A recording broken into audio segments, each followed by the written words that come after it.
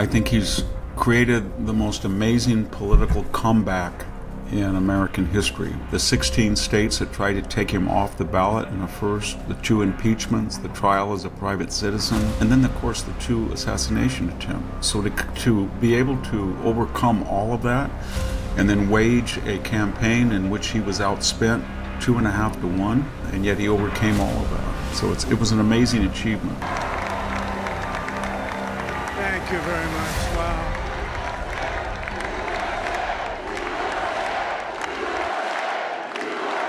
Donald Trump, America's 47th president. What's fascinating, unlike 2016 election, 2020, is that partly because he won the popular vote, first time a Republican had done that in 20 years, but also he ran everybody acknowledges on both sides that he ran a much better campaign. He was much more focused. His social media was more directed, succinct. Can you believe Donald Trump overcame 2 impeachments and assassination attempts to become Time's Person of the Year? President-elect Trump ringing the bell at the New York Stock Exchange, marking the start of the trading day and a personal milestone, being named Time Magazine's Person of the Year for the 2nd time. What does this say about our political landscape today? Is Donald Trump more than a political disruptor? Victor Davis Hanson argues that he might just be the pivotal figure in a historic counter-revolution. I think he's created the most amazing political comeback in American history, much greater than Harry Truman's 1948 election, much greater than a remarkable comeback by Richard Nixon after his 62 gubernatorial defeat in California. He came back and became president. And much greater than sort of midterm recoveries of people like Obama and Clinton, who had been shellacked in the midterms. No, it's amazing. And it's amazing because it wasn't just a political recovery. It was a psychological, legal, cultural recovery. If we had this conversation, and we did, we were talking a year or 2 ago about the 5 civil and criminal suits, the 16 states that tried to take him off the ballot in the first, the 2 impeachments, the trial as a private citizen. They did, and then, of course, the 2 assassination attempts. So to be able to overcome all of that and then wage a campaign in which he was outspent 2.5 to 1, if you count the PAC money, and he had 95% negative coverage in the media, and yet he overcame all of that. So it was an amazing achievement. Harris's campaign raised over $1 billion and spent approximately $690 million on media advertisements, including television and digital platforms. In contrast, Trump's campaign expenditures were notably lower, totaling around $345 million. He had a much better campaign, not just than his own campaigns, but better than the opposition. You put all that together. Let me also express my tremendous appreciation for Susie and Chris, the job you did. Susie, come here. Come here, Susie. Chris, come here, Chris. Susie likes to stay sort of in the back, let me tell you. The Ice Maiden, we call her the Ice Maiden. Come here, Chris. Come here, Chris. Susie likes to stay in the background. She's not in the background. Come here, Susie. And there's a sense that we're in a new era. And what do I mean by that?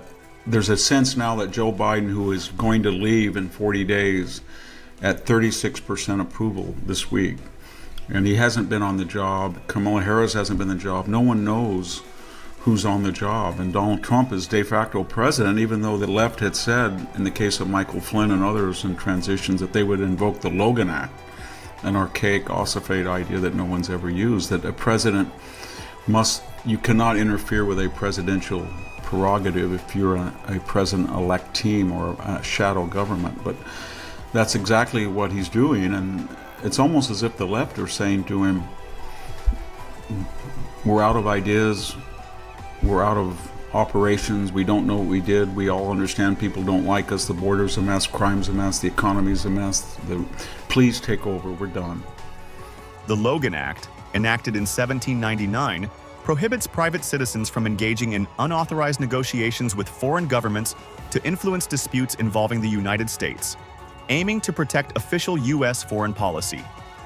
Named after Dr. George Logan, it has never been successfully prosecuted but is occasionally referenced in political controversies involving potential private diplomacy. But what was interesting about this cultural revolution, I should say counter-revolution, was he was able, as we've spoken before, to appeal to people on shared class concerns, and that meant that for the first time in history, a Republican candidate probably got somewhere between 25 and 30% of the African American male vote, and probably 45% of the Hispanic vote, and probably 55% of Hispanic males. And that's just unheard of. And he did that by showmanship and substance. Showmanship by getting in a garbage truck, working at McDonald's, showing up in union jobs after he was on, getting a mugshot, being one of the people, and then a program that said from a Republican, I've never seen a Republican say, we're not going to privatize Social Security, we're not going to touch it, we're going to have reciprocal trade tariffs on people who take advantage of us. He brought people in from the proverbial left that had been renegade left, RFK, Tulsi Gabbard, people like that.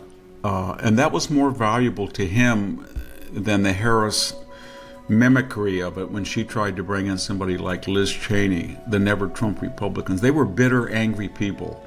And they went to the left and helped Harris because they were angry that their career ambitions and agendas had been thwarted, or they had exhausted their vocabulary of Trump as Hitler, but the other people weren't.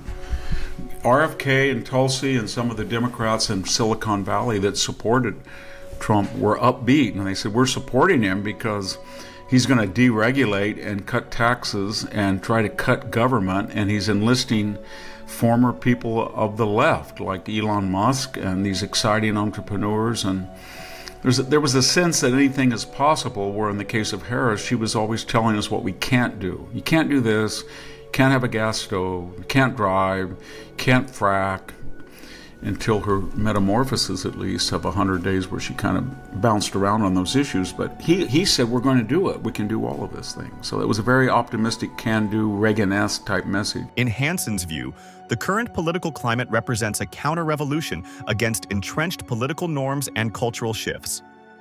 Trump, as Hanson frames it, is a primary force within this counter-revolution, championing values that resonate with those seeking to challenge elite dominance and return to traditional American principles.